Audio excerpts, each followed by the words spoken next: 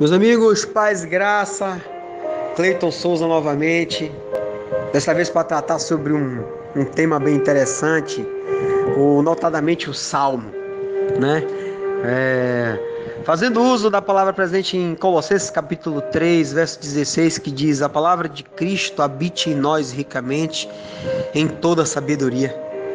Ensinai-vos e admoestai-vos uns aos outros com salmos, salmos, hinos, cânticos espirituais, louvando a Deus com gratidão em vossos corações.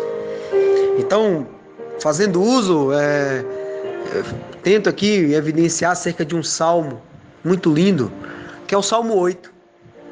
Este salmo vai tratar sobre a glória do Criador. É um salmo curtíssimo, de apenas 9 versículos. Vejamos o quão belo ele é. Verso 1. Ó Senhor, Senhor nosso, quão admirável é o teu nome em toda a terra. Tu que puseste a tua glória dos céus, da boca de criança e dos que mamam, tu suscitaste força, por causa dos teus adversários, para fazeres calar o inimigo vingador. Quando contemplo os teus céus, obra dos teus dedos, a lua e as estrelas que estabelecestes, que é o homem, para que te lembres dele? E o filho do homem, para que o visites? Contudo, pouco abaixo de Deus o fizeste, de glória e de honra o coroaste. Deste-lhe domínio sobre as obras das tuas mãos, tudo puseste debaixo de seus pés, todas as ovelhas e bois, assim como os animais do campo, as aves do céu e o peixe do mar, tudo que passa pela vereda dos mares. E repito: ó Senhor, Senhor nosso, quão admirável é o teu nome em toda a terra. Esse salmo foi feito pelo rei Davi, né? E é um salmo muito interessante porque ele inicia com o verso e termina com o mesmo verso, que é: ó Senhor, Senhor nosso, quão admirável é o teu nome em toda a terra. Esse salmo ele ficou muito famoso, que em 20 de julho de 69, o astronauta Neil Armstrong, assim que pisou na Lua, ele, além de ter dito aquela frase célebre que diz que este é um pequeno passo para o homem, mas um salto gigantesco para a humanidade, ele, além disso, diante do cenário que ele se encontrava, ele decidiu ler o Salmo 8, né? Enfatizando justamente o verso 3 e 4, que fala: quando contemplo os teus céus, obra dos teus dedos, a lua, onde estou pisando, e as estrelas que estabelecestes, que é o homem para que te lembres dele, e o filho do homem para que o visites. Então esse salmo ficou muito evidenciado na história porque participou de um momento marcante, né?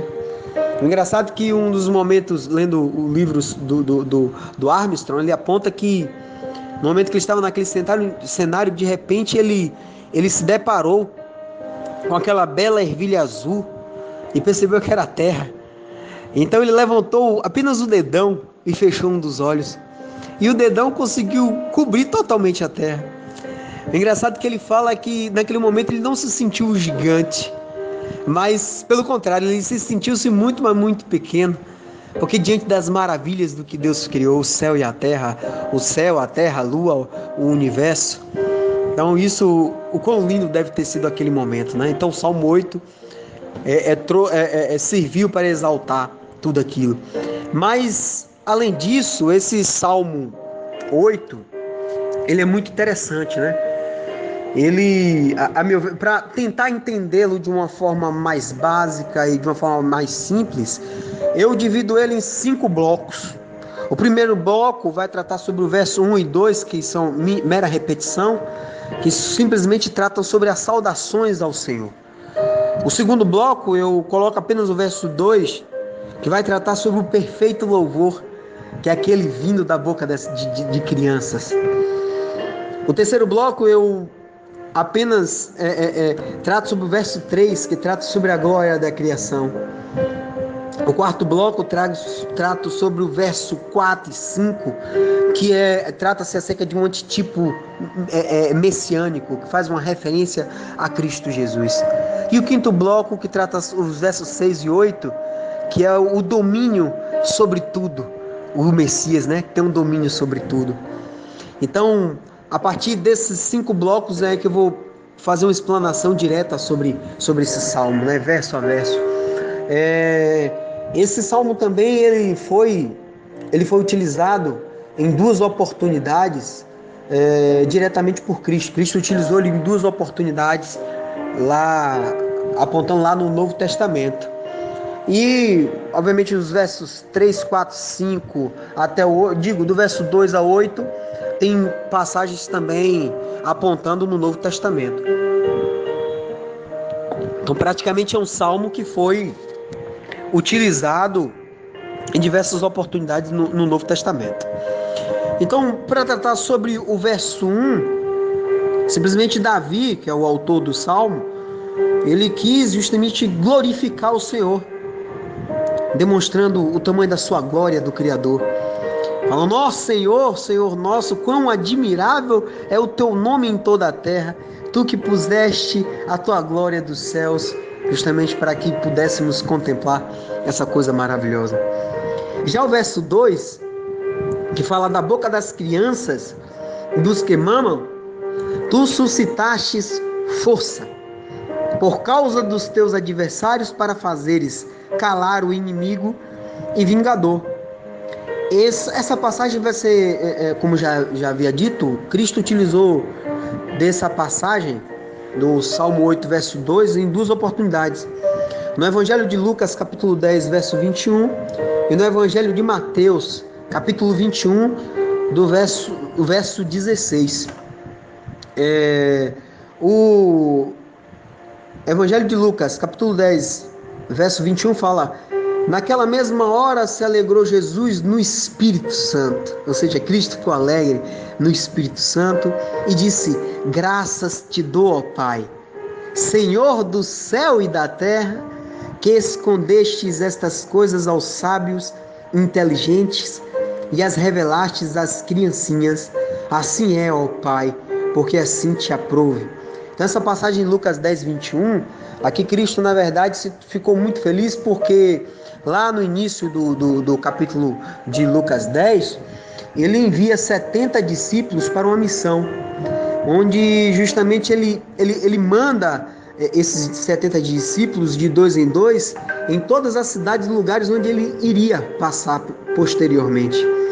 E aí, diversas missões, ele fica muito alegre, justamente quando esses discípulos retornam para ele, alegres, dizendo que até os demônios ficaram sujeitos a eles conseguiram fazer milagres, sinais e prodígios. Então Cristo, em razão disso, aponta que agradece a Deus, porque Deus escondeu os mistérios do reino de Deus dos sábios e inteligentes, aqui fazendo uma grande referência aos escribas e fariseus. Digam-se aqueles que gostavam de idolatrar a sua própria sabedoria, e ao contrário, ele compara a revelação dos mistérios do Deus e o poder do Espírito Santo às criancinhas, que é justamente aqueles homens desprovidos de conhecimento, homens humildes, né? Então, por isso que ele chama de crianças, porque ali ele enaltece, né? Porque Deus revelou justamente o exercício e a atividade de disseminação do Evangelho a homens simples e humildes de coração. A outra passagem muito interessante vai estar presente lá em Mateus 21, do verso 12 a 16, que após Cristo expulsar os vendedores que estavam no templo, ele passou a curar os cegos e coxos. Então, as crianças que estavam no templo passaram a clamar: Hosana ao filho de Davi. E em razão disso, os principais dos sacerdotes e os escribas passaram a falar para Cristo: você não está ouvindo isso? Então Jesus lhe disse: sim, nunca lestes Pela boca dos pequeninos e das criancinhas de peito tirastes o perfeito louvor. Ou seja, Cristo utilizou uma passagem da lei, uma passagem de Salmos 8, verso 2, justamente para calar o vingador, né? Que são aquelas pessoas que queriam prejudicá-lo. Então o verso 2 serviu de forma muito pertinente para que o Cristo utilizasse na sua andança e no seu ministério.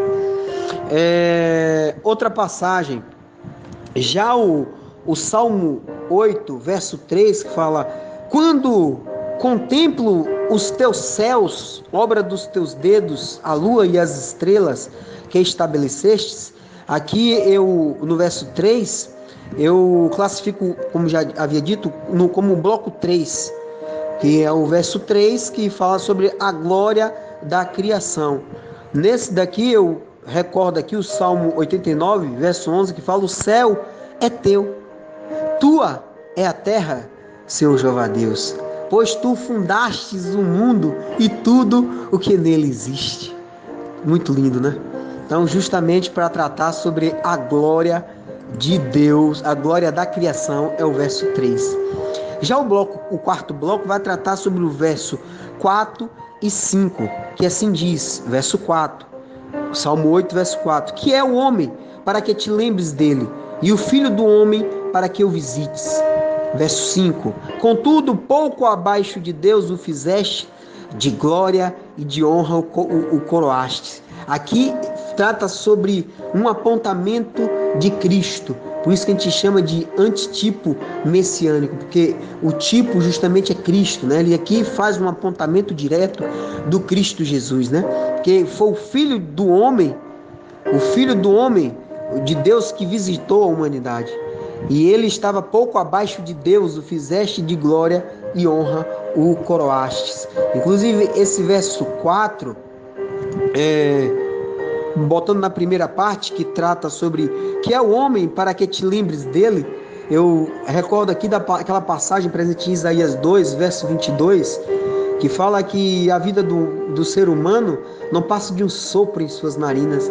E Isaías pergunta, afinal, que valor tem um homem, né? E outra passagem tem Salmo 144, verso 4, que diz: o homem é semelhante a um sopro, seus dias é como a sombra que passa. Ou seja, não somos absolutamente nada comparado a Deus. Então, tem já Tiago, capítulo 4, verso 14, diz que somos como uma neblina, que aparece por algum tempo e logo se dissipa. Por isso que o Salmo 8, verso 4 diz que é o homem para que te lembres dele, Senhor. Não somos nada, absolutamente nada. E a segunda parte do verso 4 diz: e o filho do homem para que o visites. Aqui, na verdade, ele está apontando justamente para Cristo. E aponta que ele pouco abaixo de Deus o fizeste, de glória e honra o coroaste. Inclusive, isso é muito bem apontado na carta aos Hebreus, capítulo 2, do verso 6 a 7, que vai tratar que o Cristo é feito à nossa semelhança. Hebreus, capítulo 2, verso 6 diz: mas em certo lugar testificou alguém, dizendo, diga-se, Davi testificou por meio do Salmo 8, no verso 4 e 5, dizendo que é o homem para que dele te lembres, ou o filho do homem para que o visites. Ou seja, fez uma referência expressa ao Salmo 8, verso 4. E Hebreus capítulo 2, verso 7 diz: tu o fizeste um pouco menor do que os anjos, de glória e de honra o coroaste e o constituíste sobre as obras das tuas mãos. Então, justamente aqui evidenciando uma passagem linda do Velho Testamento para evidenciar para o Novo. Outra parte muito interessante aqui é que essa apresentação que Deus fez Cristo pouco abaixo de Deus, isso, a carta aos Filipenses, capítulo 2, versos 6 a 11, a que melhor define o Cristo em toda a Bíblia, que ele fala que, sendo Cristo em forma de Deus, não teve por usurpação ser igual a Deus, mas Cristo esvaziou-se a si mesmo, tomando a forma de servo, fazendo-se semelhante aos homens. Olha, a mesma passagem de Hebreus capítulo 2. Então Cristo se fez semelhante aos homens. E Filipenses 2, verso 8, e achado na forma de homem, Cristo humilhou-se a si mesmo, sendo obediente até a morte e morte de cruz. Por isso também Deus o exaltou soberanamente e lhe deu um nome que é sobre todo nome, para que ao nome de Jesus se dobre todo o joelho dos que estão nos céus e na terra e debaixo da terra, e toda língua confesse que Jesus Cristo é o Senhor, para a glória de Deus Pai.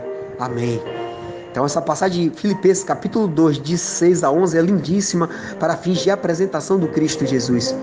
E então a questão dos Salmos, versos 6 a 8, que vai tratar justamente do quinto e último bloco, vai falar sobre o domínio que Cristo tem sobre tudo, né? Aí aqui a gente podemos lembrar, o 6 a 8 vai falar: deste-lhe domínio sobre as obras das tuas mãos, tudo puseste debaixo de seus pés, todas as ovelhas e bois, assim como os animais dos campos e as aves do céu e os peixes do mar, tudo que passa pela vereda dos mares. Aqui lembramos aquela passagem em Gênesis capítulo 1, verso 26, que diz que Deus determinou que fosse feito o ser humano à sua imagem, de acordo com sua semelhança, e que esse homem iria dominar sobre ele os peixes do mar, aves do céu, grandes animais e tudo. Aqui é uma diferença do homem direto aos animais e Cristo, né? Justamente com a dominação sobre tudo. Lembremos também aqui uma passagem sobre esse domínio, né? Esse quinto bloco, lembrando, vai falar sobre o domínio de Cristo sobre tudo. Então temos uma passagem bastante marcante na primeira carta aos Coríntios, capítulo 15, verso 27, que diz: pois a Cristo tudo sujeitou debaixo de seus pés, fazendo referência ao Salmo 8, verso 6 a 8. Porquanto, quando se afirma que tudo lhe foi submetido, é evidente que isso não inclui o próprio Deus, que conduziu todas as coisas à submissão de Cristo. Já em Efésios capítulo 1, verso 22, diz que também sujeitou a Cristo tudo que existe debaixo dos seus pés, e o designou cabeça sobre absolutamente tudo que há, e o concedeu à igreja. E lembrando que Cristo tinha tudo debaixo dos seus pés, e o domínio, lá no Evangelho de Marcos, capítulo 4, no verso 39, diz que Cristo chegou a repreender o vento e disse ao mar: quieta-te. E o vento parou, fazendo-se uma grande calma, que comprova o seu domínio e soberania sobre o céu, o mar, a terra e tudo que existe neste mundo.